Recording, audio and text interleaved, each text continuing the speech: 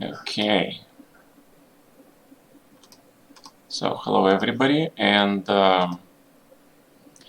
we're gonna do the second part of our coverage of the World Championship, historical World Championship matches and historical World Champions. Last time we started with the famous Steinitz match against Anderson, which established Steinitz as the first official World Chess Champion. We're gonna go today through his defense matches, starting with the match against Zukertort. And some of that information could be found on the Wikipedia, right? It seems that him and Zukertort were, as Wiki states, rival and bitter enemies, with Zukertort losing matches to Steinitz in 86 and 72. And only the second match made the Steinitz the undisputed world champion. But I'm curious. Let's go and see what was that match in 72. I kind of missed that part. So that was 73. And let's see 72. Steinitz Zukertort. So let's see this match. What do you say about this? The match ends with the victory for Steinitz. And as you can see here, it says that the Zukertort was not yet Zukertort. Hi guys. Right. So it says that Steinitz dominated the entire way, reacting. Okay, within 12 minutes suffering. Okay, so let's not then look at this match. Let's look at the real Zukertort match, which was which came later, and which gave rise to now undisputed world champion. I haven't checked the games before this stream. I was hoping that I will do it with you guys, so that's why I'm doing it here. So that's the first game. Okay, let's click it. So we guys are on the same ground, right? There is information briefly. If we click on this match, there is some bio here. So there's some bio here. It's how are you? Hi Andre, how are you guys? Right. So there was a lot of negotiations. So these guys were enemies. They were both, started their chess magazines, and it was a famous ink war. We're just basically doing trash talking through their magazines. All right. So this match was interesting in the part because Steinitz, around that time, immigrated to the USA, but he was not yet a US citizen. So the conditions were signed later. So we can see the stakes were $2,000 a side. So this money would be multiplied by at least 1,000 probably by this day and age. Right. So there were three stages. There was the New York leg. Then we saw there will be St. Louis leg, and the final leg was in New Orleans. Andre, I'm great. How are you? So can you imagine, traveling and playing chess on 3 different locations? It's not unlike in modern chess, right? Sometimes we have matches and even tournaments being split across the continents, and but definitely, those 3 locations, they have different climates, time zones, and they should be able to affect. Looking at the overall score, we see here that the New York leg was dominated by Zukertort. He lost the first game, but then he won 4 games. Great, thank you for rating, Chess Pat Saruk. Hi guys, and welcome. Right, thank you guys from UK, right? Hi UK guys. Thank you for coming. I'm doing the second part of the historical series. So today I'm doing the Zukertort versus Steinitz match, and just saying it again, the match was split into 3 legs, New York leg was won by Zukertort. Then the second leg was played in St. Louis. I believe that's where Steinitz almost caught up with him. Hi everybody, hi B.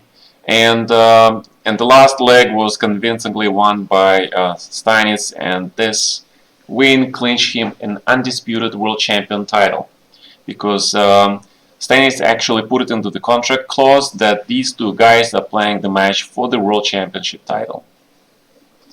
Alright, so let's go to the first game, and let me click here.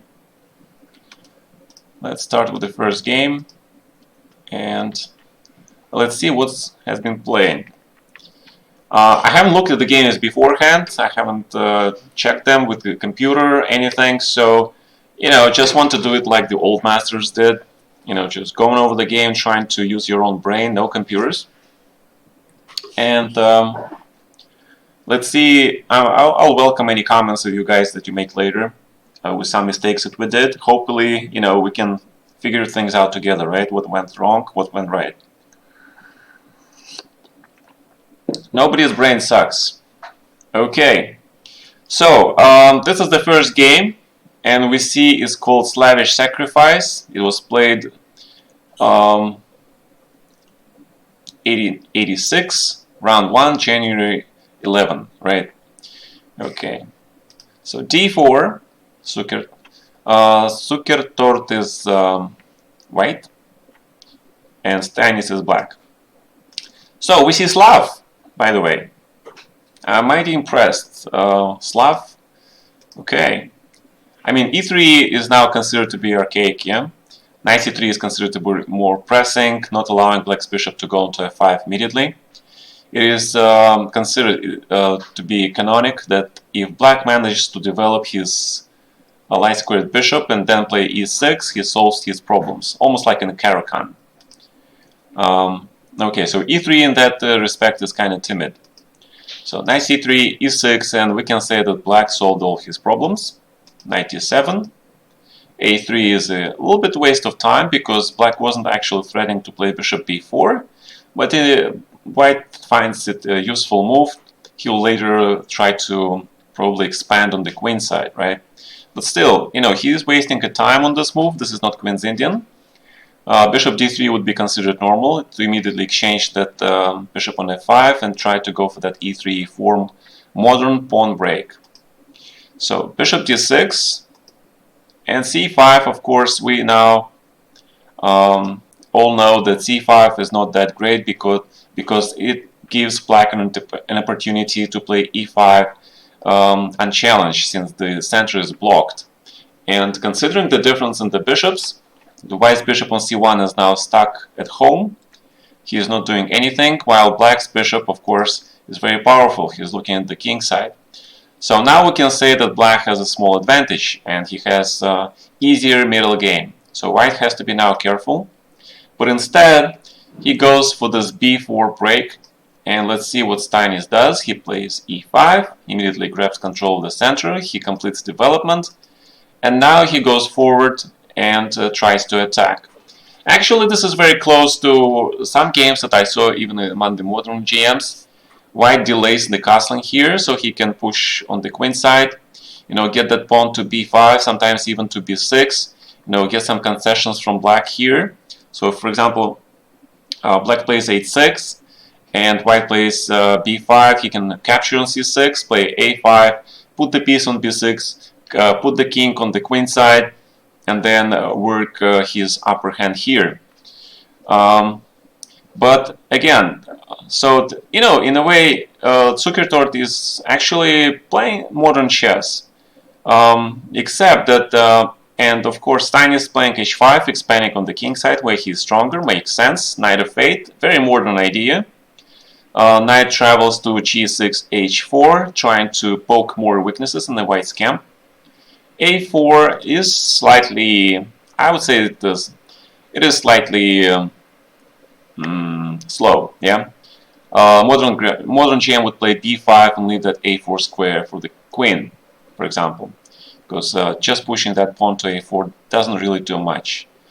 And right, okay, so And another thing here is probably a modern GM would play now g3. Instead, white simply ignores black's counterplay on the king side completely, and that comes at the heavy cost. So g3, queen d7, bishop f1, to keep the position close on the king side would seem to be preferable way to play this position. Because after knight h4, suddenly we have this piece sack. White king is stuck at the kind of wrong flank.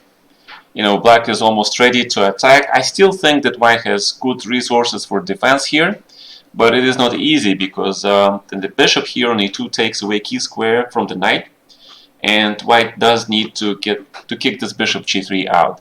Also, queen d7, rook h6 is coming really fast.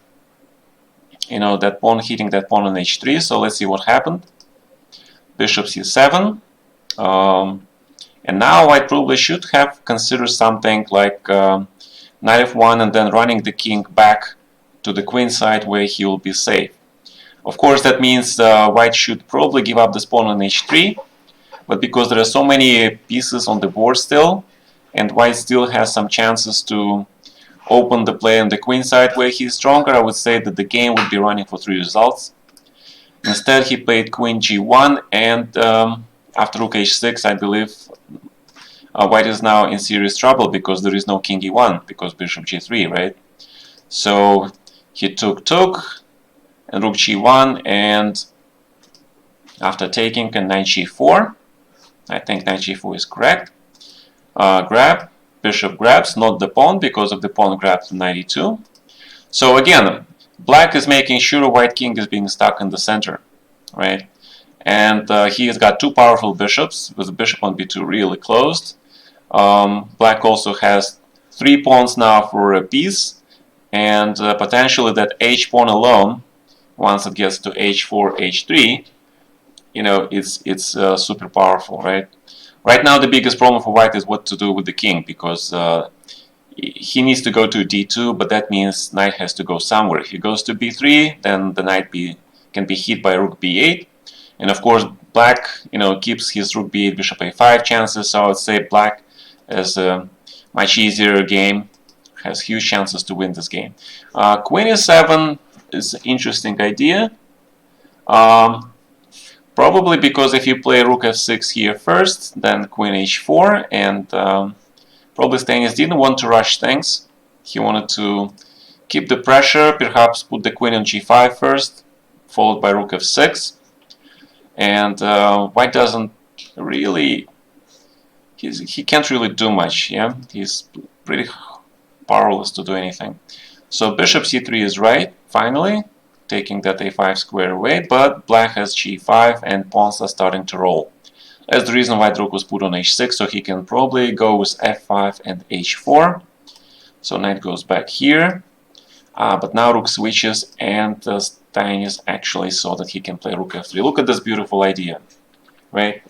First he puts the rook on h6, allows to play g5, now the rook goes back with vengeance. And white cannot capture the rook because of, he'll lose 2 knights, right? But he has to protect this pawn on a3. And black is completely winning, I believe. King d2, f5, no rush, f4. And black all pieces are in the attack. Finally, rook f2.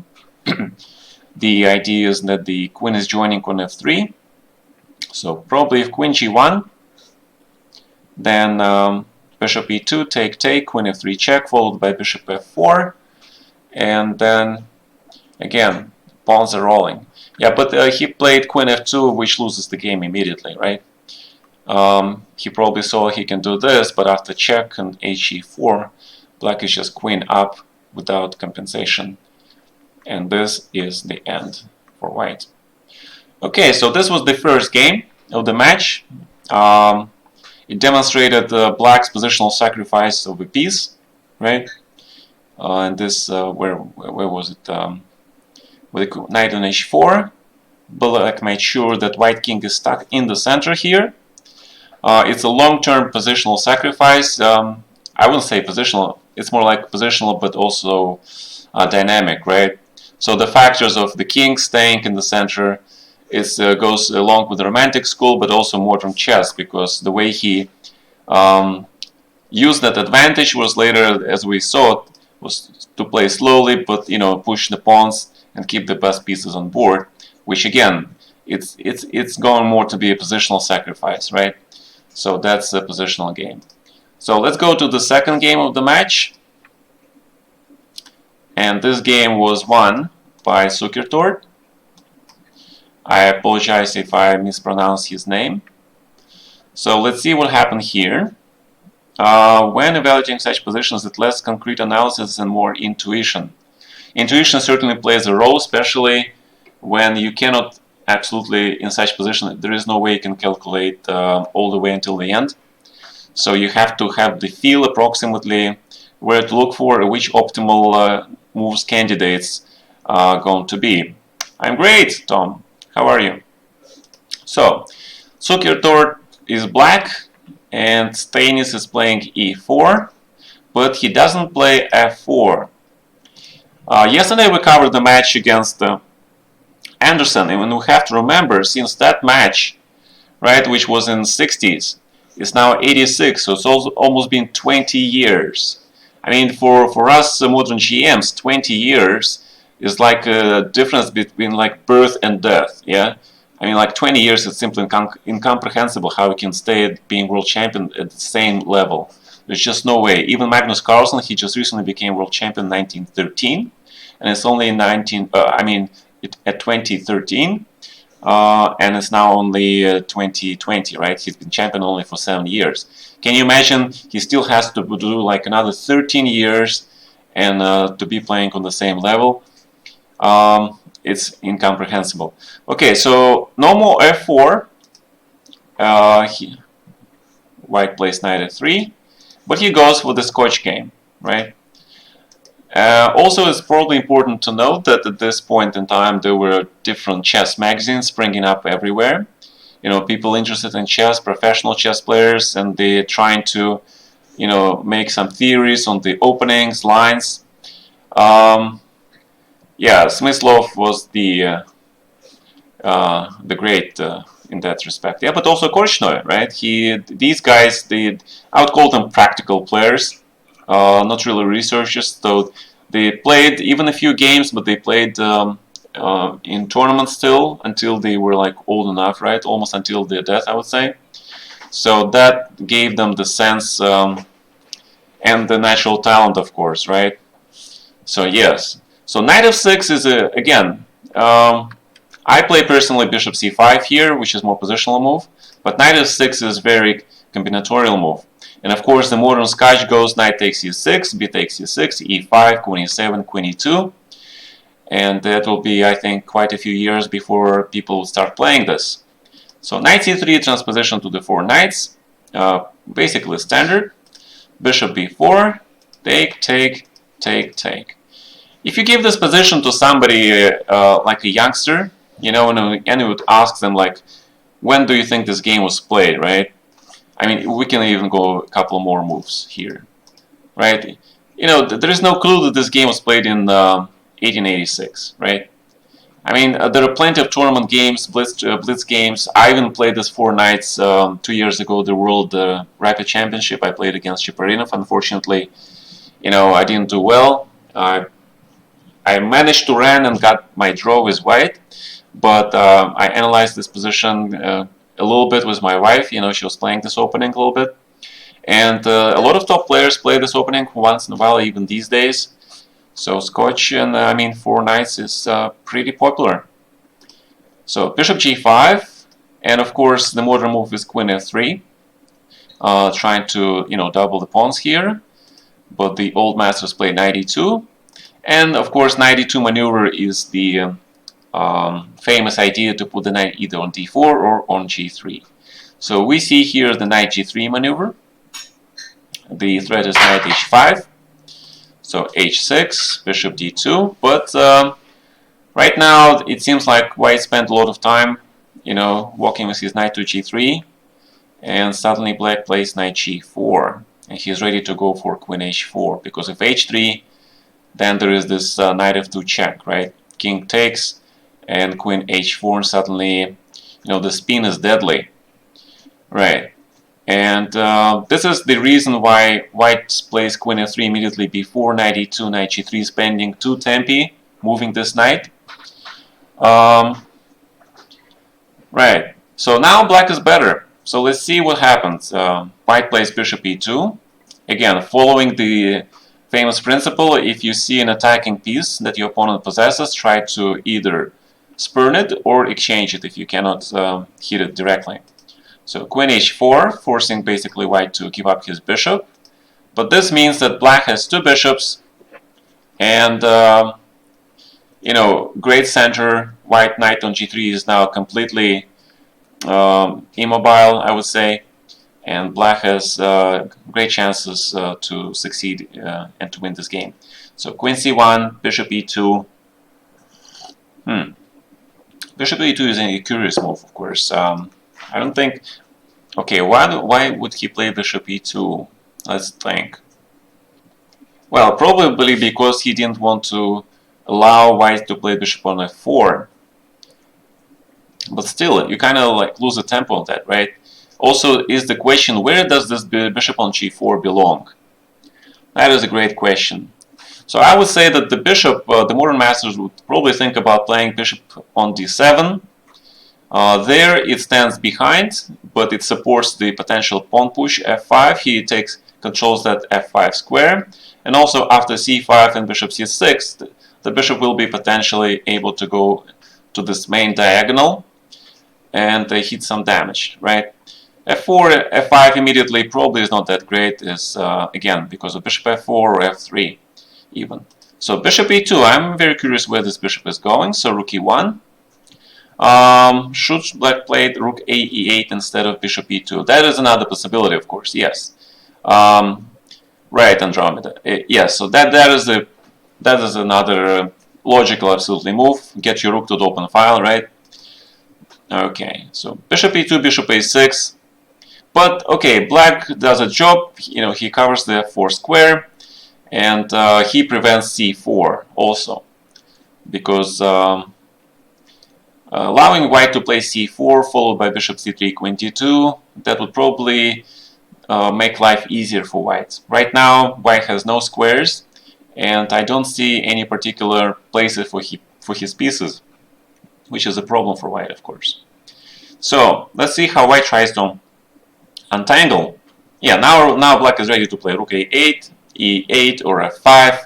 You know, a lot of things are possible. So let's see what happens. So bishop c3. The idea is obviously to play queen d2, queen d4. It's actually a reasonable move. f5 and rook e6, right?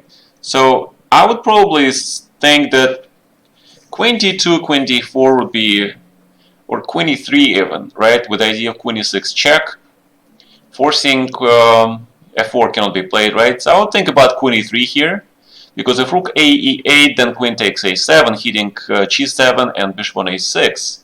So queen e3 would be something that I would consider myself. And black probably plays rook f7 and then either queen d4, queen e6, right?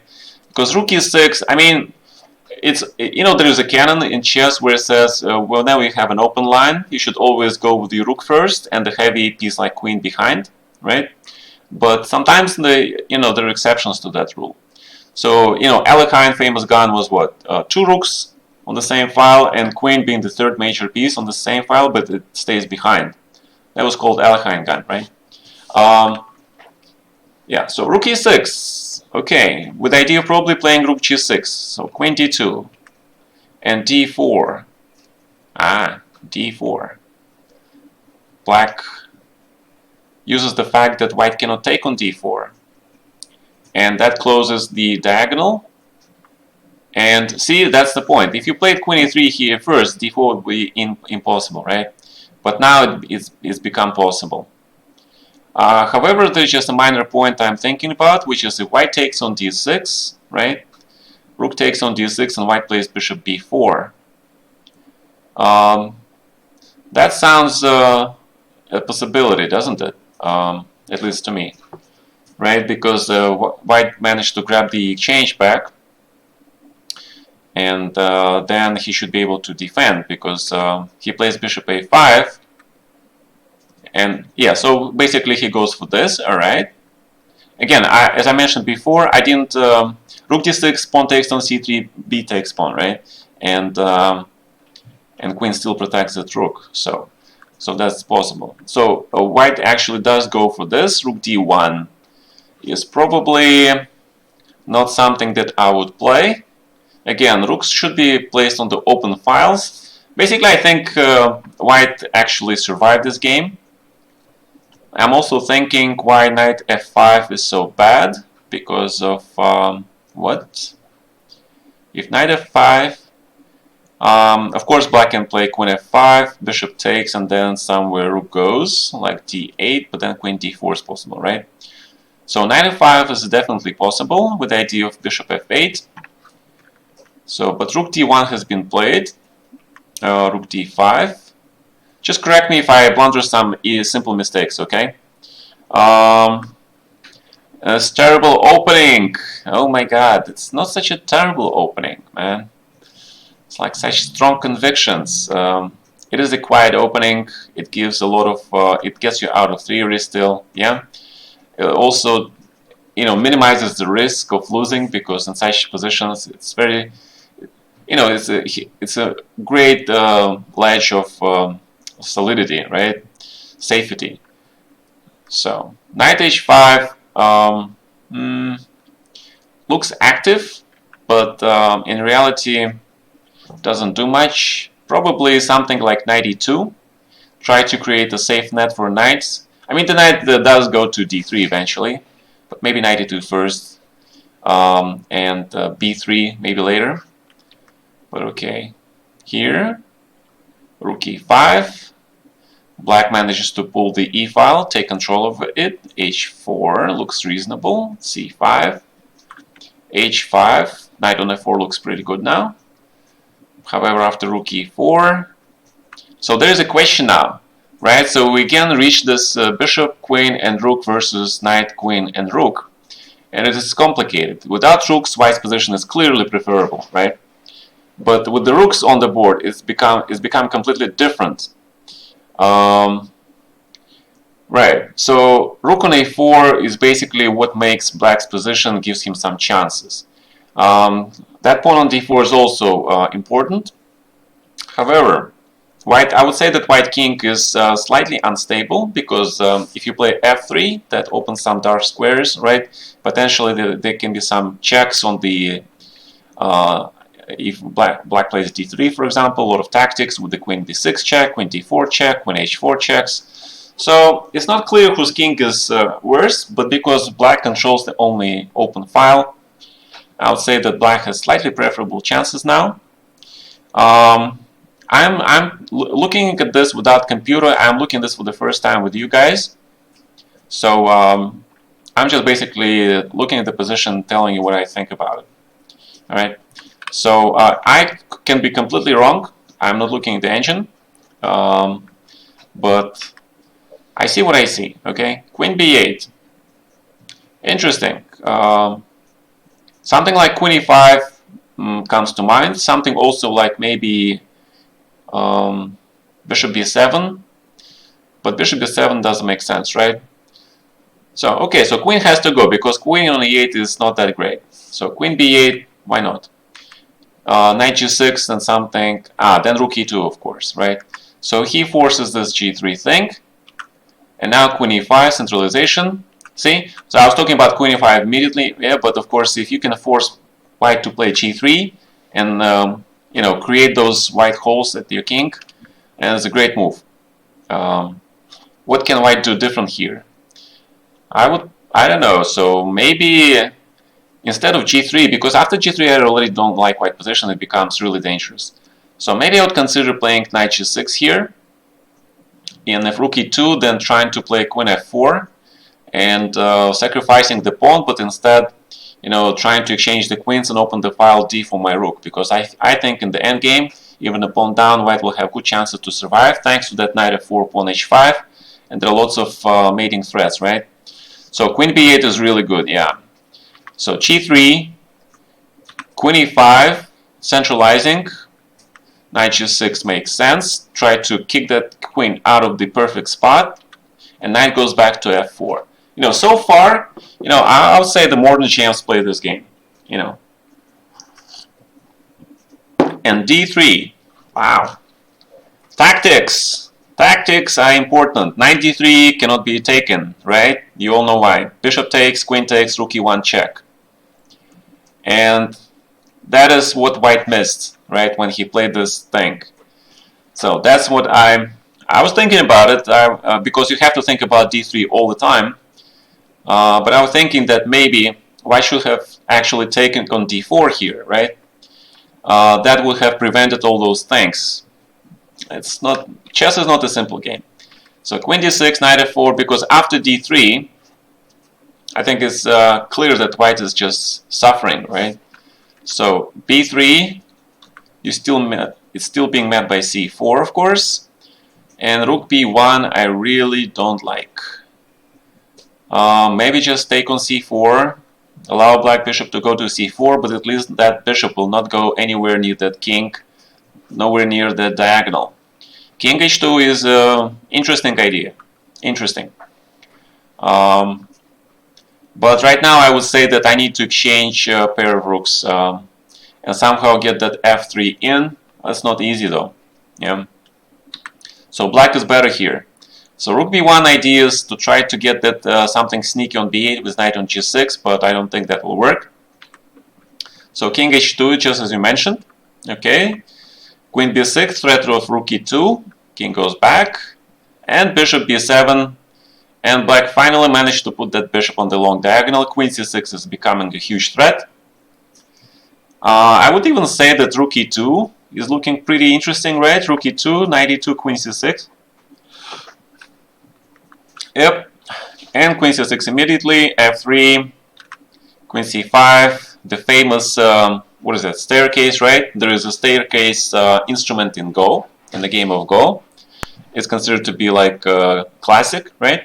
But it also works in chess. All those famous queen versus pawn endgames, you guys remember how queen gets down, right? And then it forces the king finally to get under the pawn, and then you bring your king, and then you start all over the place.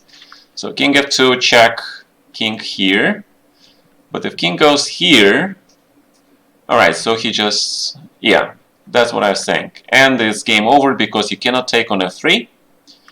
And bishop e2, in Blitz bullet chess, people would automatically take on g4. I would say 8 out of 10 people would take it. But bishop e2, no problemo, don't worry about this g4, d2 is coming. And it's resignation time, right? Good. It was a very strong game by Zukertort. We saw that, white didn't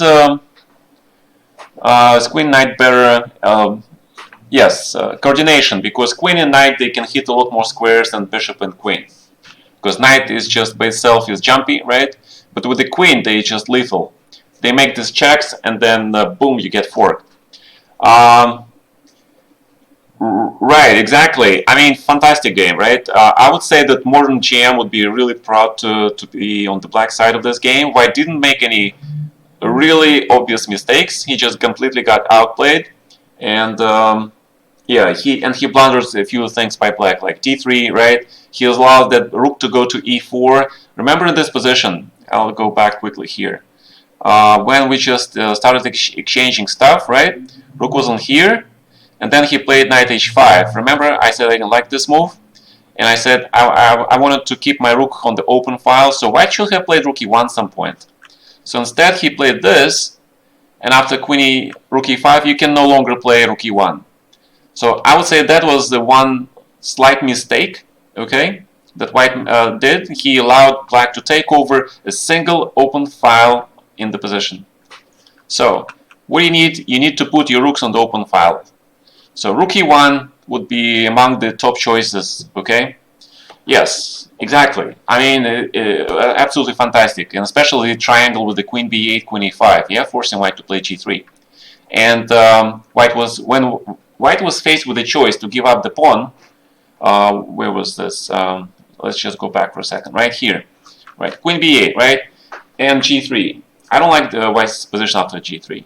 So again, I would say the modern GM would probably here go for knight g6, and if rook e2, then queen f4, and just create some active spielen, right?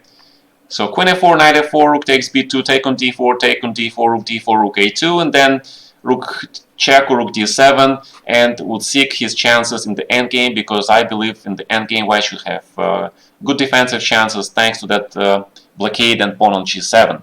But after g3, here white is in serious trouble because his king is too wide open, and again that rook on a4 was a monster.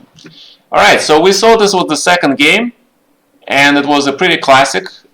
Basically, the opening, the four knights is whoever's stronger, he wins. So that was the second game, and let's go now to the third game. Third game is here. We see a lot of comments here. Actually, I was a member on this site for a long time. You know, I love reading comments here. You know, it's a lot of fun, especially to my games. Yeah. Okay, but okay, let's leave that. Anyway, so Steinitz now loses, I think, including that game, he lost 4 in a row in the New York leg, so that was the first loss, and now he loses another 3. So let's see what happens. So Steinitz plays black, and we see another Slav. Slav defense, modern opening, right? My favorite opening in the world was black. Was, okay. Now it's King's Indian, but Slav was, Chepanenko was my love. Yeah. So white still goes for his line, but he plays c5 and tries to block the bishop immediately. So let's see how black handles this. Usually what I like to do is just immediately when I see something like this, I go for bishop g7 and e5, and I put the fianchetto on my bishop and just hit that pawn on d4 as hard as I can. Is stream lagging? No, stream is it should be okay. a5, interesting, but probably black tries to anticipate white's b4 and he commits himself to a5, but usually in chess that is not a good idea to play on the side of the board where your opponent is stronger, because it only rushes things. Okay, so I would say he should have immediately started doing some research how to break with e5. But okay, queen b3, this suddenly looks a lot like Chepanenko to me, suddenly, to my surprise. Again, I'm looking at these games for the first time. I don't remember I looked at these games when I was a kid, and I'm now 45 years old, right? So, first look at Zuckertor games, going back to history. 92. To me, it seems like white is just doing some sort of psychological provocation, yeah? He is not playing knight f3, he is not centralizing, he is doing something to probably piss his opponent off. Or he keeps the option open to play f3 and just to try to restrict black's pieces, right? So knight in a4 is a modern concept, right? You fix a square, and black's a5 pawn will be potentially weak. Right, so one of the ideas that white has how to get to that pawn is by playing f3, bishop d2, right? Knight goes to b3, and then queen to e1. And that's one of the concepts. Second concept is that you need to do something about that bishop on c1 anyway. So maybe f3, bishop d2, e1, g3, potentially, right? Okay, so that's another thing. Never play f3. Well, never say never. That's what I can say. Right. Oh yeah, I forgot. I wanted to do more emoticons, but I'll do that. I'll try to do it soon. Okay. So bishop e7, pretty normal. Knight g3. Okay, so the knight is hunting the bishop. Knight on g3 is generally not that placed well in this type of positions, because he does absolutely nothing here. He attacks absolutely nothing. And he is prone to being attacked after h5, h4. But okay, it's not a losing proposition. So bishop g6, bishop d2, normal development, castles, bishop e2, and rook b8. That is something that, again, black is playing on the side of the board where white is stronger. On the other hand, the idea behind knight g3, as we can probably learn, was to meet black's e5 with f4 and then try to hit this bishop on g6. So that's another idea. However, in modern chess, this is not considered to be dangerous because of knight e4. You exchange this knight, and bishop gets the central square, and black square on e4 is really important. So let's see, e5 would be recommended instead of e5, rook e8, standard stuff, knight e4, followed by bishop f6, and knight f8, e6, right? Starting the attack against d4 pawn. This is the main modern response in such positions, and since I play the structures a lot, I can tell you it's probably the best way to play this for black. So b6, it is possible way to play this, but it's risky. Again, black is being stuck with two weaknesses versus one weakness on b2. So now it's the question, who is going to get whom first, right? So queen b7. Actually, I'm beginning to like black's position because bishop on g6 is now doing something. So that means white probably screwed up a little bit. I would say that maybe queen c3 is not accurate, maybe queen a2 followed by bishop c3, rook a1. Of course, that means your queen has to go to a2, which is probably considered to be literally ungentlemanly in the 1800s. But today, of course, you know, people don't care about queen so much, right? So they just can put it anywhere, even on a1. I admit myself, I was quite disrespectful to queens a lot in my games. Exactly, depressing. But to be honest, after queen b4 on b2, I mean, you can try to play rook a2, right? But then also rook b8 comes to mind, a lot of moves come to mind. So it's better to put rook that way, right? Okay, it is possible. So the question is what black going to do? Ideally, black plays a4, knight d7, followed by c5, makes a break for it, and if white takes on c5, the knight jumps, goes to b3. So knight d7, well played by Steinitz. Bishop d1, white knows what's coming, so he tries to bring the knight back into the game. However, after c5, black has a huge advantage now in the game. So, so maybe, okay, maybe I was too harsh on black treatment of the position, because white's knight is all the way to g3. So maybe this plan by black by playing rook b8 and b6 actually works. And ideally, white should have exchanged the light squared bishop, right, to prevent this bishop from dominating this position, because this bishop is now cutting sort of white's position in two. Bishop a4. c4 is... now c4 I don't quite like, though it doesn't look so bad, right? On the other hand, what would black usually do here? Taking on d4 will result in white recapturing with the pawn. It will be a weak pawn, but it will be restricting black's pieces, right? And if rook c8, then queen goes to e3 even. So bishop on a4 maneuver is very interesting. The whole setup is nothing for white, but you see he won the game, right? And I like this maneuver of the bishop. Just two moves ago, the bishop here is doing absolutely nothing right now, but after this transposition, right, suddenly black rook on b6, it's restricted of the b3 square, it is restricted of the c6 square, and what to do? It's not absolutely clear. c4 is a natural move, but I think there should be something better that black can do here. Because after c4, black is still better, but now the question is how to break through here, right? The bishop on e7 now not doing much. The knight can probably go to a4, but what else? Not much. Queen c1, okay. Knight f6. Knight f6 again, I don't quite like, yeah? So we need to get rid of white's bishop on a4. It's blockading everything. So I would say something like rook a6 followed by knight b6 would make sense. And besides, knight from b6 can then travel to either c8, d6, or then you play a4. Black needs to put his pawn on a4 actually. But then again, white just blocks on c3. I would say at this point the position is equal.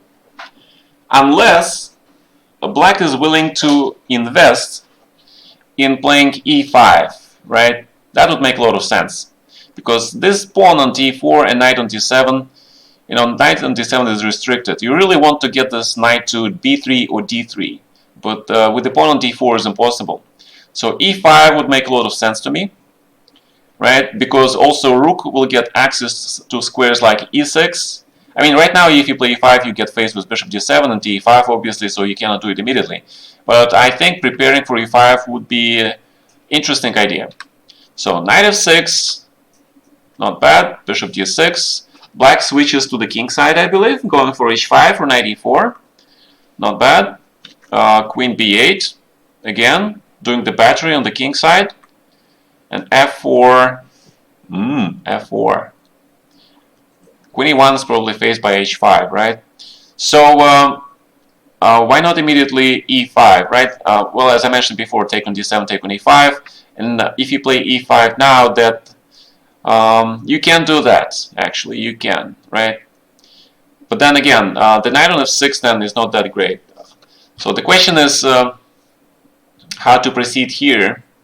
Black has small advantage, but only because of misplacement of rook a2. If white's rook was somewhere on e1, I believe it would be completely equal, yeah?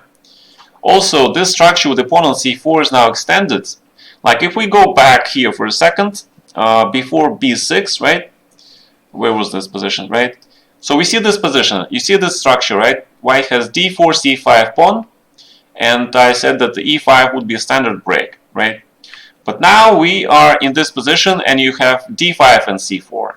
So it's kind of reversed, and you know, naturally, my first instinct is to prepare this e3, e4 break, and that's what Black is doing. He's preventing this. So he's playing smart. After f4, Black is back with a small advantage. So he decides to go for h5, tries to get his knight on a4.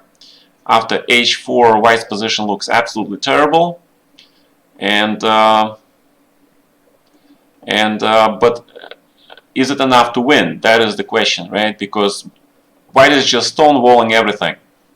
He is making a stonewall. Knight e4 is an obvious move, but then how do you break? You need to have the knights on board. So rook b8, Black is just making some moves. I believe he's shuffling, trying to find. Right, so he's trying to hit this pawn on h4. After knight e4, he managed to win the pawn. Right, so this queen, but bishop f3 has to be played because if knight moves, then knight e4. So I like how Black treated this position. First he got this, you know, he scared White to playing h4. Now he hit this h4 pawn, and White is pawn down. And the position is simply winning for Black. Again, how to win this position? Knight d7 instead of rook b8. No, but Black is winning here. Come on. Black is absolutely winning this position. The question is how? Just to find the way to break through on the queen side, on the king side, right? So probably something simple, like putting the queen on d5 to prevent any dreams that White can possibly have by playing d5 and opening his bishop. So playing something like queen d5, then running the king either to d7, you know, just to be safe, and then you go f6, g5, rook g8, rook h8, and just blow up on the king side. That should be enough. So let's see what happened. a4, he is doing it. Rook b3 is probably too safe. As I said, you need both rooks on the king side. I would probably play king f8, king e8, king d7 immediately, followed by rook h8, rook g8, and then f6, g5. But okay, rook b3 is, you know, is completely dominating position. I'm just very curious how he lost this game. King g7 followed by bishop d8. Wow. Why do you need bishop d8 move, dude? Ah, he wanted to play bishop a5, and he wanted to exchange this defender and get through on the queen side. On the queen side, that's where he wants to play. Because my plan was to play on the king side and leave white's bad bishop on c3. But Steinitz decides to go for this bishop exchange. And now black king looks quite vulnerable. And he simply blundered rook h7. Wow. That is a good lesson for you, right? This is the... No, he didn't forget about it, but he thought that he'll have plenty of time to organize defense. Which is why rook on b3... Yeah, but he needs rook on b3 to hit the bishop on c3, right? If he plays rook h8, then rook b3 makes absolutely no sense. And if he wanted to do that, he should probably play f5 here. If he wanted to continue with his plan. I mean, f5 looks pretty reasonable if you want to completely close off kingside, right?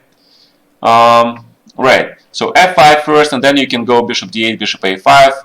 But I'm pretty sure white would be okay, because usually in such positions, knight goes to c3, and then white doubles his rooks on the second rank, and that's how he holds the defense of the b2 pawn. So in this position we see how black just basically blundered this rook h7 check, and then king e7, rook a8, bishop c3, rook a7 check, right?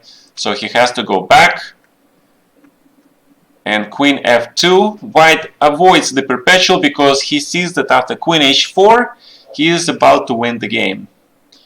Look at this. You know, he was completely lost, but you know, knight gets into the game, you get open file, and suddenly boom, white is in the driver's seat. And this is... and black lost. Amazing.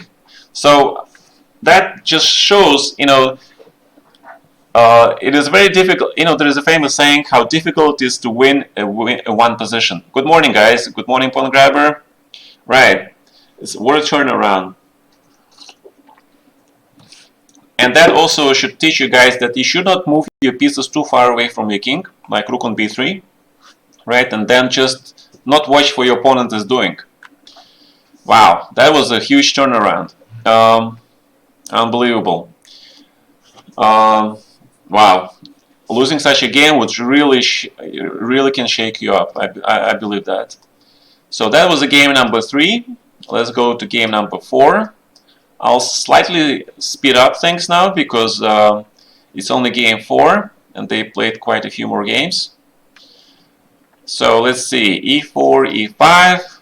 Somebody wanted Spanish game, right? Here, we have Spanish. Then it's going for Spanish, not for knights. And somebody was saying Berlin. Hello, Kramnik. Hi. Okay. Berlin defense, 1800. Rook e1, 96. Right? Again, anybody can say this game was from 1800 and not from just like class from this year? Candidates, for example? Yeah? Come on.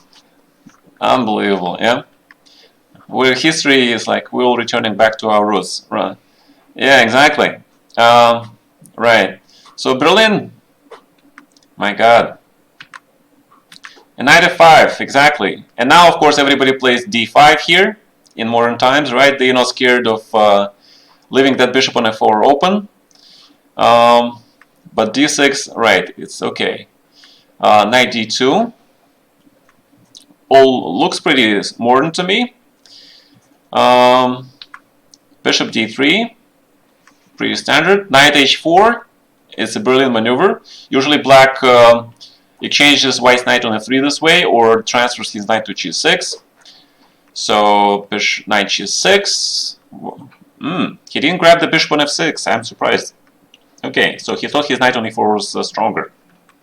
I kind of disagree, but okay. d5, very interesting idea. Forcing white to take the bishop, yeah? I would believe any modern grandmaster would play bishop e7 almost automatically here. Followed by queen d7, rook e8, you know, but d5, okay. And knight c5, what's going on? People don't like to pair of bishops then. No, I think the matter is that if you take on f6, queen takes on f6, then black has a clear plan of playing bishop f5, right? And then you know, you saw how black, when white's bishop was on f4, black played d6 instead of d5. So in those times, probably people paid more attention to open lines for the bishops, more than the fact that just the opponent has the bishop by himself, right? Of course, in modern times, you know, people just take on f6, play something like, I don't know, f3, put the bishop on f1, queen f2, rook e1, and just keep the pair of bishops, and then these bishops will come out later in the game with providing some advantage for white. So knight c5, bishop c8, queen e3. This is all pretty natural. But now the knight has to go to b3, which is not a great square. How about knight g5? So let's talk. Knight g5 is bishop g5. You just give me a piece, right? So it's either knight c5 or knight takes f6. There is no other choice. But here, you know that black's next move is going to be b6, right? So okay, here I would say that one of the moves that the modern GM would look at is knight a6. The idea is, you know, you actually, knight on a6 is on the rim, but he's doing a lot of things there. He's hitting the c7 pawn, and he can actually go later to b4 and start hitting the c6 d5 squares. So a knight a6 would definitely be something to consider, because knight on b3 is just too passive, right? It's just way too passive, and ooh. Okay, bishop b7, queen goes back, and knight e6. So we see a lot of maneuvering, equal game, but black is you know, starting to look better. We saw how white's knight on e4 was dominant, and black's knight on g6 was not that great, but now the situation is reversed. The knight on b3 is not great, and knight on e6 is better. White has absolutely no attacking chances on the king side, obviously, and with the knight on e6, black can actually start thinking about playing c5, right? Because knight on b3, bishop on d3 will be quite uncomfortable. So black is starting to think already about with the how to turn this game to his advantage, and he will be not wrong to try it. So rook d8, queen f5, going for one move trick, knight f8 back, patience. Now bishop f4, queen c6, queen d7, not going to the endgame, right? Queen c6, very, very patient play by Zukertort. Knight d2, white transfers back the knight, makes sense. Bishop goes here, g6, queen back, and knight goes back to e6. So we see a lot of movement. White manages to improve his bishop from e3 to g3, which is an improvement, I would say. And his knight is going back to business after knight f3, knight e5. I mean, we saw yesterday Anderson was the great player, right? And now Zukertort, he is doing fantastic things. So he's playing for the c5 break, and dc5 is actually a mistake. But of course, that's, we all know that only because of the modern games, right? I mean, modern games, when I'm talking about modern games, I'm saying the last century. Starting the last century is circa 1920 or so, and moving forward. A lot due in part to famous Nimzovich system and Rubinstein efforts, right? So in the 1800s, at this particular time and moment, the hanging pawns that result here, right, is called hanging pawns, right? It was not that really well known. So it was not known the dynamic possibility of the pawns, and now we know that these pawns are actually very mobile, and they can be quite dangerous, and of course, as being central pawns, they take a lot of vital squares, right? So black now gets the advantage. So instead of taking on c5, what white should have probably done is to play bishop e5 and hold on to this d4 pawn. At the very least, he should have played queen e3, because giving up the center like this, even if he plays knight e5, is not that great. And let's see if black manages to get that standard d4 in. He actually, and white blunders. White blunders. Steinitz blunders the back rank.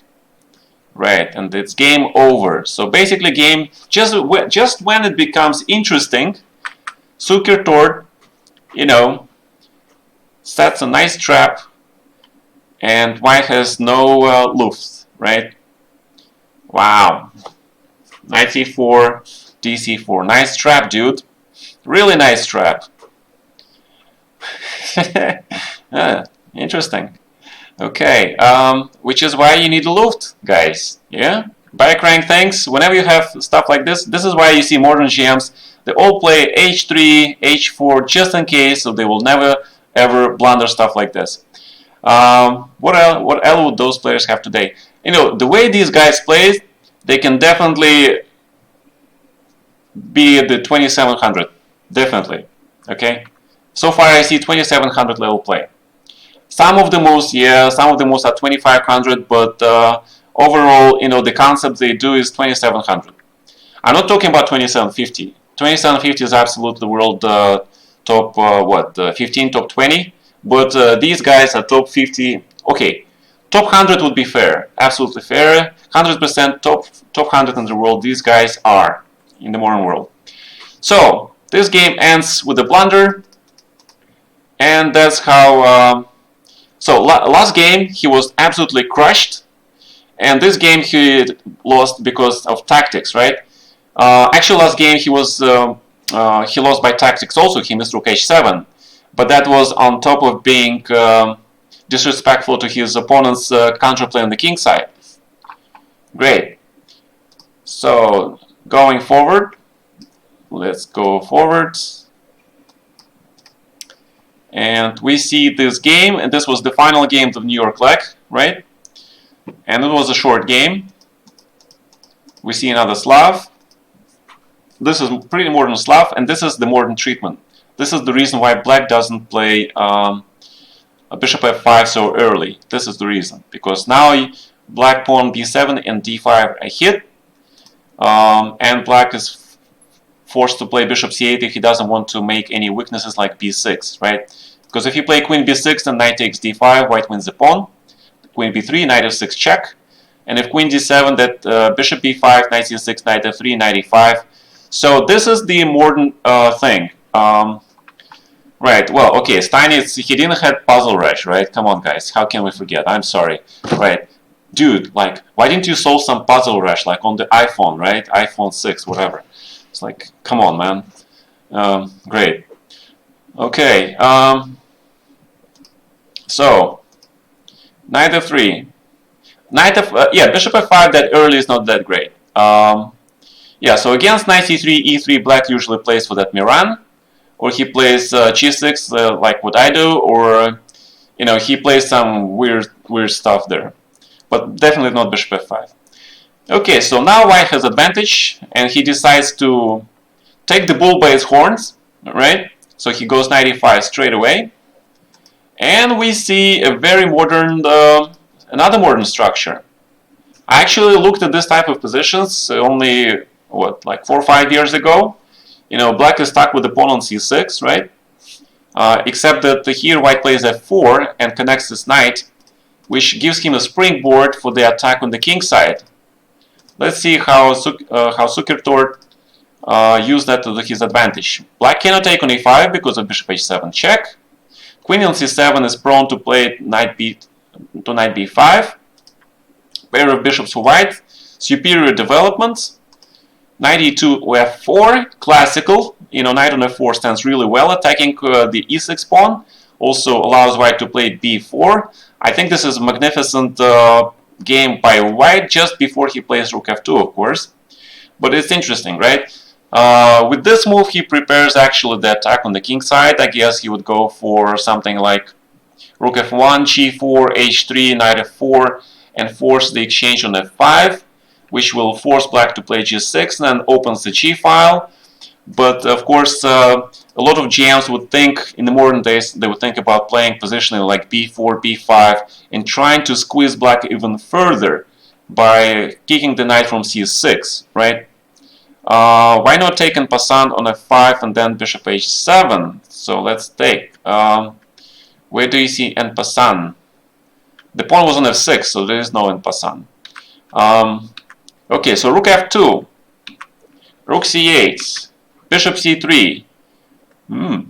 Again, bishop on c3 is in the classical French move. white completely blocks the c file and restricts the knight. I'm not sure if this is necessary here, but okay, let's see what he does. Queen d2, right, this is all standard. But now black can play bishop b5, and so see, Sukertor slightly messed up, I think, his treatment of this position. He decided to play for an attack, and he still goes for it. Black should have been more attentive here. Again, g6, g4 is a threat, right? Can you prevent that? Well, I mean, you can play h5, but you don't really want to, right? So, so maybe not knight e7 here, in fact, but maybe knight d8 to protect this rook on f7, and then we play bishop b5. That's one possibility. Knight e7 is, of course, human move, and this looks all pretty human. So g6, and if you take on f5, knight takes on f5, obviously, right? So h3, rook c7, knight g7 looks also pretty okay, but rook c7, Steinitz, right, knight g7, full defense mode. But okay, white still has a huge advantage. He still has a huge advantage. Now black is lost, because why didn't he take with the knight? Why did not he take with the knight? That is the question. Maybe he was scared of e4, but of course black has to take with the knight. In a French defense, in positions like this, it's been known that sometimes black has to even sacrifice this rook for white light squared bishop. Basically, you're sacrificing a whole exchange just to get rid of that bishop and to make a blockade on the light squares. I mean, not exactly in this position, but it's a well-known strategy. Because if the position is closed, you have control of the white squares, white will have no more attack, he'll have to switch his hopes for something else. But this position with the pawn takes on f5 looks absolutely terrible for me, for black. And this position is in fact probably close to winning. Bishop on b1, he can get to h5, here c2, d1, right? Queen gets to h4, bishop goes to b4. Knight on e7 is absolute disaster. So this game, and we finally have the small tactics. Rook takes g7, knight takes e6, knight takes e7, and white wins the game. So we saw, white getting a huge advantage in the opening, right? Then black had some measure of counterplay here. I believe at this point he should be very close to being okay, but he messed up in his defense.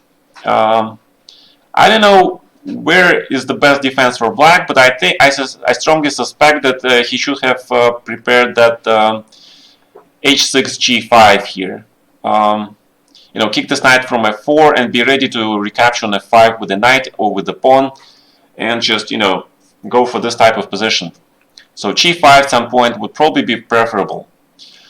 So, and in the end, we see this tactics again. So that ends the New York leg of the match, I believe. And we go into the open St. Louis part, right? St. Louis part, and this is the part, I think, personally, that if the match continued in New York, at this rate, even given the rest, right, some rest, Sukertor might have won the match. Because, like in boxing, you need the time after you get knocked out, right? You need time to get back. But once you get back, and you didn't get killed, it's like game starts anew. So these guys, they had this is February 3, so they probably had a huge day. I think it was 2 weeks, maybe 1 week. During the travels, they had this rest, and that was a huge thing for Steinitz, right? He had time to think, he had time to recover, and now we see basically a whole brand new match starting. And of course, the guy who was winning before, if you're winning with a huge score, then you get the rest. And, there's a tendency to be complacent, right? Okay, so you think, okay, so I killed this guy before, like, I'm going to do it again. I was like, who cares? Like, I'm not going to spend so much effort. And let's see, he lost the motivation, basically. So let's see what happens here. We see that Steinitz is going to make a comeback, right? So again, we see Berlin. This time we see the line with knight c3, and this was actually a line pretty famous then, with bishop rook e3, and white is going right for the throat. So if in previous games we saw that the games were mostly positional, right? Nobody was like going directly for the attack. In fact, Zukertort was attacking Steinitz all the time, and he was getting through the defenses, right? Except the very first game where Steinitz attacked him. We're not seeing the 8th rank, by the way. I apologize for that. There. Better? Okay. Right, so now Steinitz starts the attack himself. He's playing rook e3.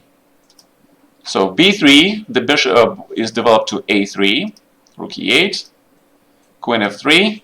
There's a huge theory on this now, of course. These days we know a lot more than these guys did. And let's see what happens. Knight e4 is coming, so probably this move I don't really like. On the other hand, with bishop f6 and rook e1, right? Alright, so c6, but then knight e4, bishop has to go to e7, queen e3, with the threat of queen d4 probably, so d5, queen d4, f6 is must, and knight g3, and black is almost equal, almost, because he has pawn weaknesses. His king is a little bit shaky, but if black managed time to protect, he should be fine. So let's see. Bishop e6, I like this move. Rook e1, knight g7, so far so good. h4, very good. You know, pretty modern stuff again. Hitting, opening, trying to open the files for the bishops. So how should black play here? Yeah, so I must say that it doesn't look like black completely equalized after all, right? Because that h5 hits that white really found the target, that pawn on g6. It's really difficult to protect it. I mean, you can play bishop f7, but then white will probably play queen g4 at some point. So let's see what black does. He plays queen d7, looks like a logical move. h5, bishop f7, right? This is like all basically GM play so far. So, and now the question is, why he didn't take with the pawn, right? And my answer to that is that, yes, okay, I admit, black is just much worse here, because if he takes with the h-pawn, then white plays queen h4. And the queen gets to h6, and black is in a huge trouble. So allowing this, I would say that allowing this whole h4, h5 thing probably was not a great idea. I would even go so far as to say that probably black had to do something here before. The only question is what you could have done better, right? Not many choices I can see here. So probably black is just worse here. Probably. The only other thing I can think of is maybe, of course the computer will find the defense, I'm pretty sure. Knight g7, knight e6, maybe, yeah, is one possibility. Just to kick this queen out of this dominating square. And the other possibility which comes to mind is to play c5 and d4 and just manually block this bishop on b2, right? So you can later play f5 and just, you know, do your thing. So maybe that would have been better. I'll be curious later to see with the comp, of course, some of those ideas. Yeah, bishop d6, but if you play, yeah, I thought about bishop d6, bishop e5, but if white plays rook e1, bishop e5, white can just sacrifice the exchange, right? And then it looks absolutely terrible. So, yeah, I thought about that. So bishop takes g6, black wants to prevent this. If white plays queen h4, then rook f8. But queen e3. King f7. Very modern Berlin play by black. You know, he's got only one weakness, so maybe he actually is correct. You know, when you have one weakness, the theory states, the canon states that it's not enough to lose. Black has two weaknesses, h7 and f6, but the weakness on h7 is guarded by bishop on g6. So queen f4, inviting white to take on d3, right, to make this ruined pawn structure. But if black takes on d3, that means the defender on g6 will be gone, and white will be able to harass the pawn h7 at will. So rook e8, black absolutely correctly understands that as soon as he liquidates the rooks, it will be more difficult for white to use these weaknesses to his advantage. In general, again, the side which is on defensive is recommended to make exchanges, to make the defense easier. I actually like what Zukertort did here with black. You know, taking with the bishop on g6 and king f7, he covered most of his weaknesses. That is a 2700 at least LOGM play right there. Okay, somebody was asking me. This was fantastic. You know, just bravo. Okay, rook e3, another great move, right?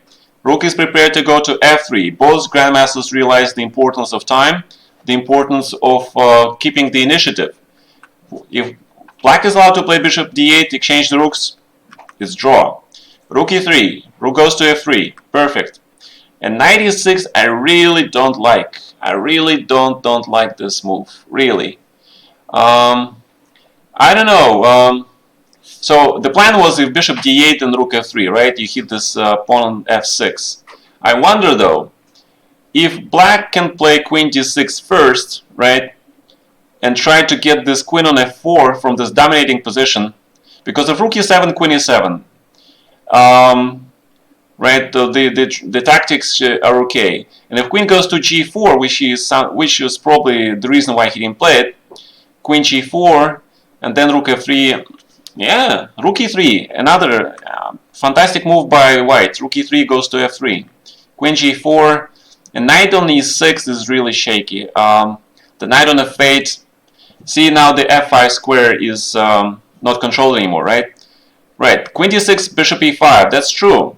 That is true. And then queen d6, bishop e5, maybe queen b4. I don't know. I'm not saying I have all the answers, right? So I'm seeing this game for the first time in my life. I have no computer, no agents at my disposal. So I'm doing the best I can. I could be wrong. So queen d6, bishop e5, good point, man. I like that. So how about, but you know, I still like bishop d8, yeah? So if you play rook f3, okay, you got your rook on f3, but then maybe rook e1 check, right? And something like queen e6, just simple chess.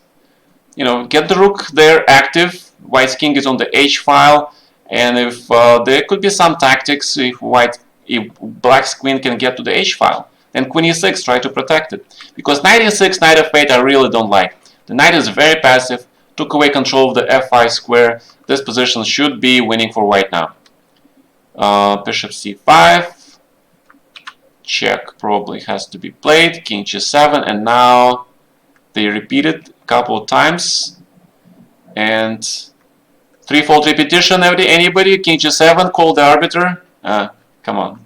It's they didn't know it. Yeah, 4-time repetition. Bishop g6. I have a feeling there should be something in this position. I have this huge feeling. I mean, queen g5 looks pretty normal, right? Queen g5 looks very reasonable to me. Queen g5 and then rook f3, I would say. I'm not sure why queen g5 is not such a move. Queen g5, maybe d4, yeah? d4, queen is hit, rook is hit, so maybe some tactics like that. Yeah, so queen g5, d4, that could be the answer to the question. Why that has not been played. And then knight f5 check, though you can play, queen f5, and d takes e3. No, but you cannot do that, right? So I was just talking about this line, like queen g5, this position, right? So he plays bishop g6. I was talking here about I cannot move this queen, right? Okay, what is this plus? Okay, plus is the move, right? Okay, so queen g5. Well, let's check later if this queen g5 worked. I'm not sure if it does. So okay, let's see the game. Bishop takes, queen takes, but black is losing stuff. No. Why not pawn takes? Because queen d7, rook takes e8. Okay, so it was simple tactics. I just don't see anything. The Steinitz guy is playing better than me. Okay, so knight f6, extra pawn for white. Probably technical victory. So let's see the technique. Knight h5, bishop f6, very nice. King h3, and knight f4, very simple. And if black plays d4 here, then white just takes and plays knight g7, knight f5 also wins, right? So knight f4, check, intermediate tempo, and two pawns is a win, of course. So, nice. Okay, so that was a nice first win by black, by Steinitz. He is back in the match because he won the first game, then he lost 4. That means he was -3. Now he won. He's only -2, and it's only start of the St. Louis leg. All right, let's go next. Again, very positional game, intuitive, you know, improving your pieces and stuff. Steinitz wins this game, so we see now no more Slav. It's a Queen's Gambit, and it's also a Tarash. So Steinitz realizes he cannot play passively against Sukirtor, so he starts to play for these positions. This is not a passive position. This is Queen a5, modern approach, rook d8, perfect. This is what I used to do with white. I put the bishop on b1, rook on d1, and go for an attack, right? And bishop on g7, modern chess. You often get these positions in a Slav reversed. Right. Right. So this is basically Slav Miran. If you study some Slav Mirans, you get isolated pawns like this. Black has a superior structure. White has no attack. Bishop d1 is closed, and the main idea for white always was to try to go for d5 break. It's a good time, but he spent too many tempos with white here. He was doing all sorts of things. I mean, this position looks okay, but rook e1, bishop e8, and he played bishop b1, and probably that was not great. Yeah. Usually in modern chess they play rook d1 here, followed by bishop g5, and then you know, go for the d5 and knight e5 trick. Right. Yeah, I also like playing. When I was younger, I played a lot these games. I also liked them. I also had huge wins. I beat what is this? Lvovian Grandmaster. I forgot. I also beat Karpov in our match for the World Championship title. In the second game, was a very nice game. Also in the isolated pawns, right? Probably, yeah, maybe you're right. There was some game against Short. Again, the isolated pawn is for the attacking young player. Highly recommend. You need to learn the structures. You need to learn them anyway. So bishop g7, but now black is fine, absolutely fine. White's pawn is stuck on d4. White has no attack, and black is just going to use the d5 square just to brutally. And knight on f5, which is Karpov's knight on f5. He also played knight f5 against me.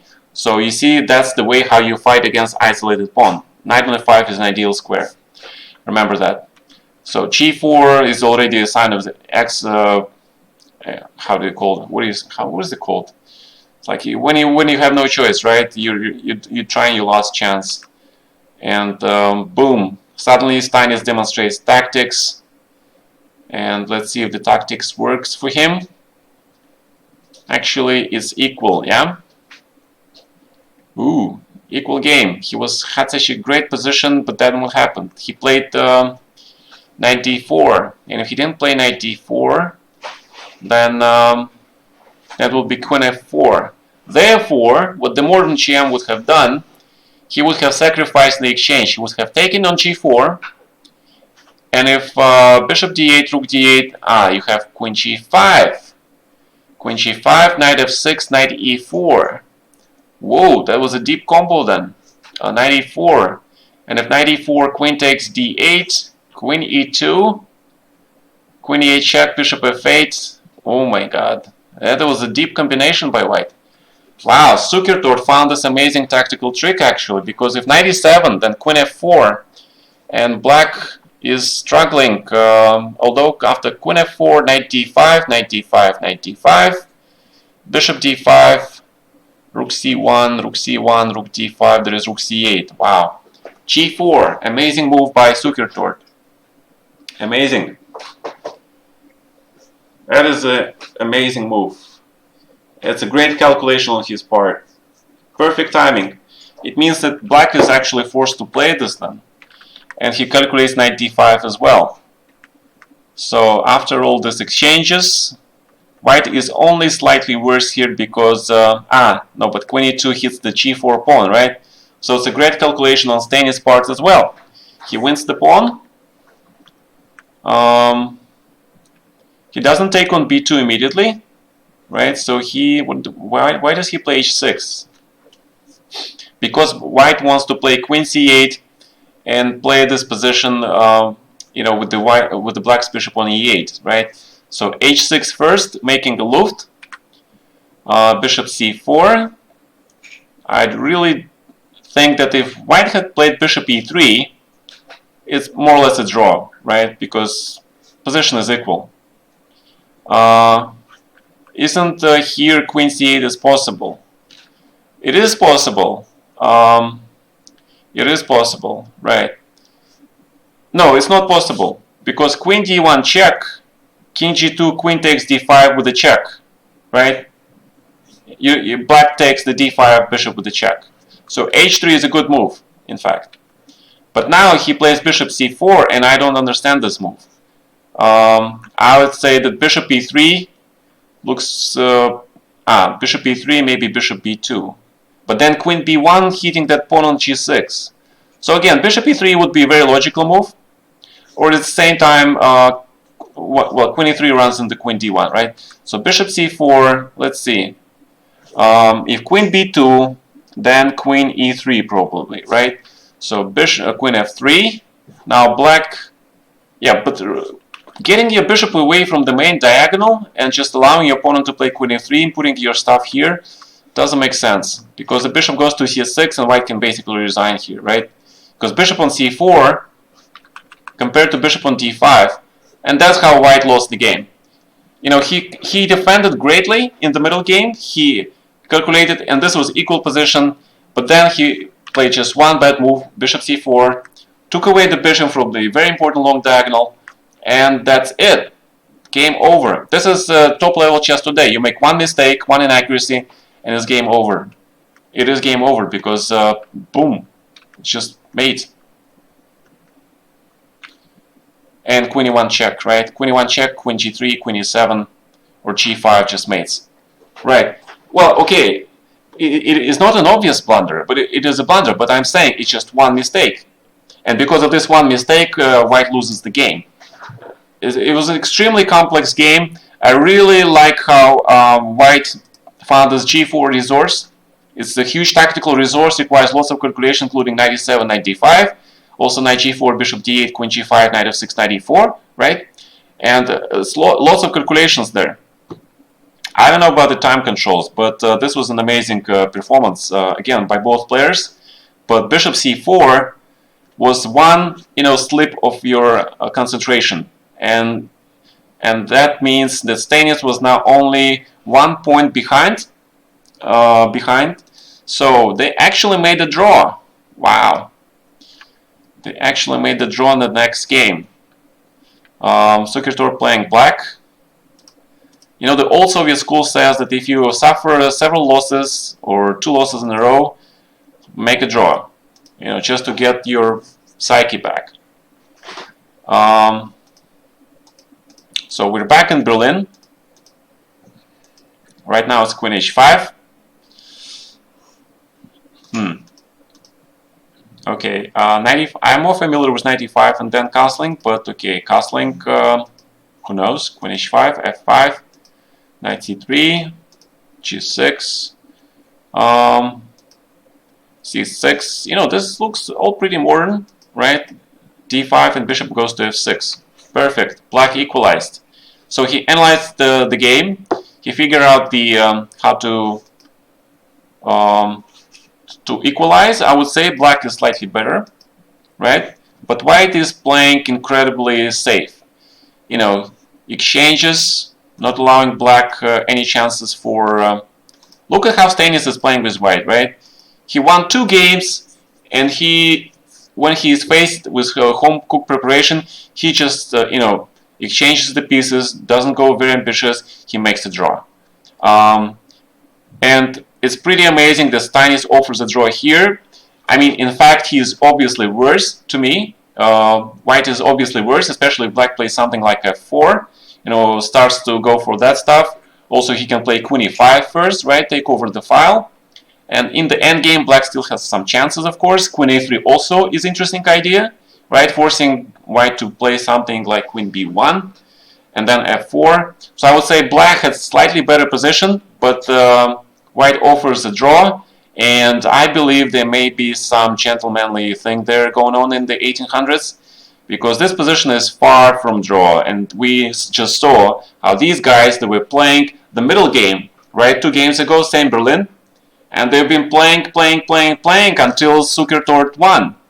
And what I think is that Steinitz was afraid actually here that if he continued this game, he might be outplayed by Zukertort. So it was a very smart psychological decision. He offered a draw before he got outplayed. Very smart. I'm not sure why Zukertort agreed. Again, it could be the psychological factor. Yeah, of course it's f3, but I'm saying the position has plenty of play. Modern GMs would play this position for black. They would absolutely decline the draw, and they would play for a win with black. I can guarantee you, any top grandmaster would just keep playing this. Okay, so again, but we have to look at it from the match perspective, right? He just lost 2 games in a row. He's offered a draw. That means, he got an easy game with black. In a match situation, you're +1. Next game, you're playing with white, right? So, okay, why not take a draw? So that makes sense. Yeah, leave Giri alone, right? He is actually, he's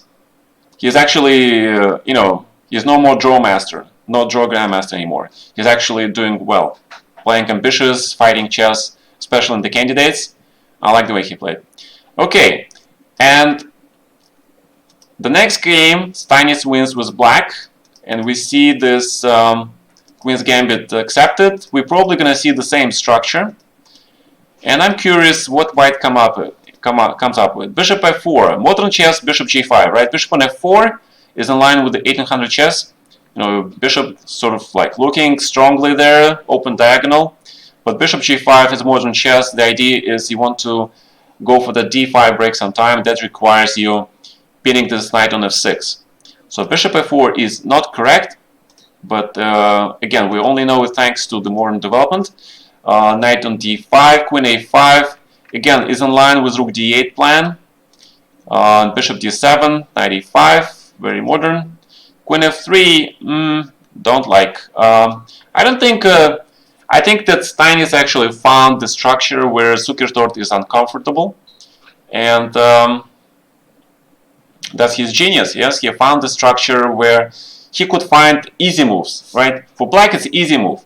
You know that your knight belongs on d5, you know your rook belongs on the d file, again, helping that knight, and you just play around this d5 square. For white, he has to come up with all sorts of creative ideas, trying to figure out where to put his pieces, how to get to the black king. And I remember when I was playing Karpov this position, I realized just how tough it is to play with white. You have to be super, super accurate. And with black, it's much less so, So it's very risky to play this position with the top GM when you're on the white side. So queen f3, bishop e8, black is completely fine. Rook e1, centralization. And bishop h4. Finally, the bishop goes to the right square. However, right, and this is modern chess. This is the modern hanging pawns, right? We see this in GM games, at least used to. We don't see them much these days, playing these positions. But 1800 people, they played it. Interesting. Queen c7. black is protecting everything. He's going for this b5, a5 thing, and easy game for black. So what white should do? I would consider playing something like bishop g3, trying to repeat the position, because I don't see how white can just break through. Black's bishop on e8 is really well placed. He's protecting everything, right? And there's just no way to get to the black king. And c5, c4, d5 is not easy to get through. Who is the best positions with white? I don't know. I don't know, man. Haven't seen anybody play this type of positions lately. So queen d3 is interesting. Prepare c4, bishop c2. You know, trying to get some weakness on the queen side, on the king side, right? Provoke g6 or h6. It's a good idea. Knight d5, again, very modern concept. Exchange, despite black pawns being on the white squares, right, on the white color, he still goes for the exchange of the dark squared bishops, because he realizes that white's attacking potential will go down with the exchange, and it will be easier to exploit white's hanging pawns, right? So bishop e7, I don't like. It is possible. On the other hand, bishop g3 is faced by bishop g5, maybe. Still, okay, but bishop e7 still, I don't quite like that exchange, but it is possible, right? So bishop d5, another thing. I'm not sure about that. I would still probably need this bishop. I would consider playing something like queen g3 and go for that h4 or even f4 and trying to open this bishop by going f4, f5 or c4, d5, which is again what the modern people will do. Bishop d5, just giving up that bishop is probably very inaccurate. Yeah, because there is no attack, and bishop, especially if black can manage to put his bishop somewhere on c6, b7. White's knight is not that great in helping push these central pawns. There is no attack. White is stuck, f6 is coming, right? And white is stuck with inferior structure. And rook d2, why not rook d2? Immediately. So the bishop got to c6 and f5, and black is better now. Black is better. Bishop is centralized. Rook on g3 is facing f4. A lot of tactics. But rook c1, and we see that black comes out on top of these tactics. Rook c8, queen e3, rook c1, right? Again, no luft, and just exchange, and right. And surprisingly, you know, it is Steinitz now who actually is better in tactical melee, or melee, whatever you call it. You know, in the first leg of the match in New York, we saw Steinitz blundering stuff, right? He was blundering rook h7, blundering other things. But right now, what we're seeing is that in deep calculations, Steinitz is actually up to his task. He's out-calculating Sukertor. And this is bloody amazing to me, you know, because people just can't change like that, right? But he managed to do that. So, very impressive performance by Steinitz. He outplayed him positionally, and in the end, when Sukertor starts to go for those tactics, crazy tactics with rook g6 and c5, and then all that queen b3, right? And then Steinitz is just perfect. He makes no mistakes and he outcalculates him. Melee, right? Greetings from Argentina. Hi, guys. All right, so we going next to the. Wow, that's a huge match. I'm not sure I'll be able to cover it all today. So let's leave it some room for next time, maybe, because you know these World Championship matches, they were huge, right? They defined chess at that time period. So each game was analyzed. You have no internet there, right? So you're waiting for the chess magazine. You're waiting for some comments on those games by the grandmasters, right? The leader masters, who often disagreed about the right move, or giving some. Masters would say this move is great, the other master would say this was lousy move, and you have no idea. You have to figure it out by yourself. So a lot of work was required. So let's see, another draw with white, and basically we see the repetition. 94, very nice tactical trick.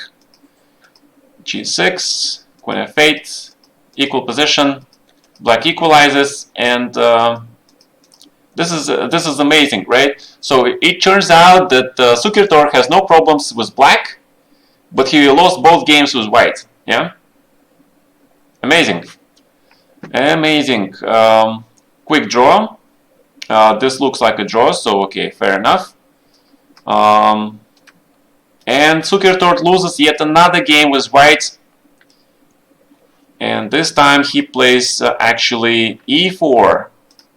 He switches the openings. Smart choice. So let's see what happens now. So they go for the ancient 4 knights defense. And they play this ancient line, but this is knight d5, right? The modern GMs, they play d3 and they go for that bishop c3, takes, d6 stuff. But knight d5, I don't know. That looks to be completely drawish. And bishop d3, I don't like. I like bishop c4. Personally, to me, it makes a lot more sense to play bishop c4 followed by d3, right? So I don't see what is the wrong with bishop c4. Bishop d3, I don't like. Because bishop in front of a pawn is not a good idea. So let's see what he does. I think there was a blunder somewhere here. Oh, he just grabbed the pawn. Ooh. You grabbed the pawn. You don't give pawns to Steinitz, dude. You just don't do that. You don't give me pawns. Yeah, I feel like Steinitz almost. Yeah, we love pawns. Yeah. Just queen d2. Unbelievable. Just grab the pawn. Ouch. He just gave him a pawn and basically, and now he sacrificed the bishop. He was going for the mate. There is no mate here. There cannot be a mate.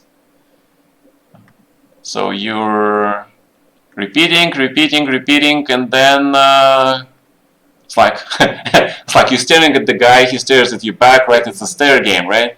So who's gonna stare? Who's gonna like avoid it first, right? This is bloody amazing. You know, you guys could repeat. And finally, black plays, of course, king e7, and now he plays king f8. And the idea is that he found this bishop g8, and black is just winning, right? Yeah, rook e7, rook e7. Ah, okay, so it's not that simple. King f7, queen h5 is a draw, right? So bishop g8, bishop h6 has to be played, because if taking on h6, queen f6 is a draw.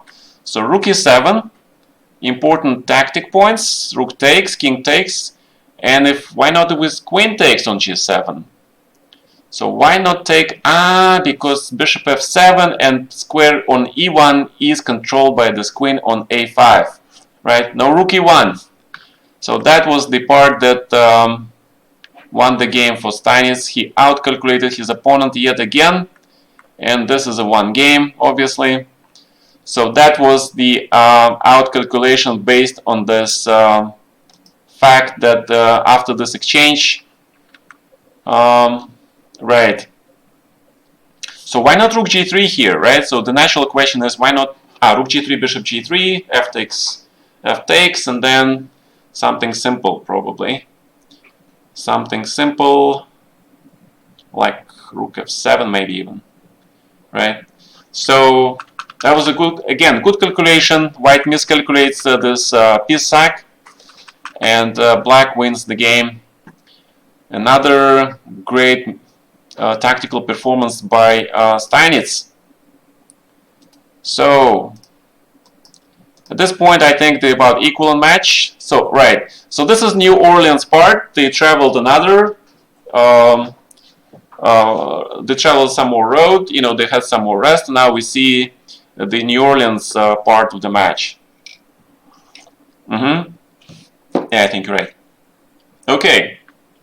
Can I have my chocolate, please? Yes. Okay, thank you. I have my tournament at 7 p.m. Guys, today we have Title Tuesday, 2 of them. One is at 6 p.m.